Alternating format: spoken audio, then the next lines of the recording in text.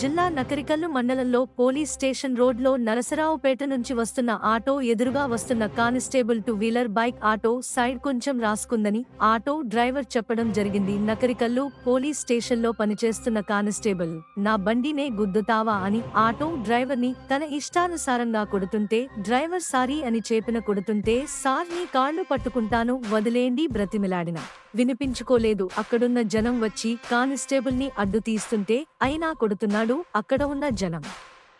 Constable కి సర్ది చెప్పి ఆటో అతన్ని పంపించారు. ఇలాంటి పోలీసుల మీద ఉన్నత అధికారులు తగిన చర్యలు తీసుకోవాలని ప్రజలు అధికారులను కోరుకుంటున్నారు.